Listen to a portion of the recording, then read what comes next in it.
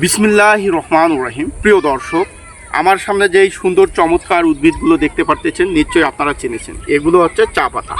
আমি এখন দাঁড়িয়ে আছি একটি ছোট্ট চা পাতার গাছের লাইনের সাথে। এই দেখুন, যতদূর চোখ যায় চা পাতার গাছ।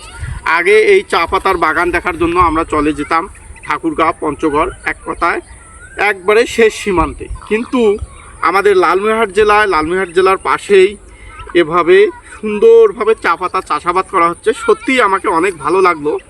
এই জিনিসটা বাণিজ্যিকভাবে কতটুকু সফলতা আসবে কিংবা ইনি বাণিজ্যিকভাবে কতটুকু সফলতা পাবেন আমি জানি না, তবে জিনিসটা অনেক সুন্দর এবং ভালো লাগার মতো। আপনারা যারা দূরে চা পাতার বাগান দেখতে যেতে পাননি, তারা এখানে এসে এই সুন্দর চা পাতার গাছগুলো এবং প্রকৃতিকে উপভোগ করতে পারেন।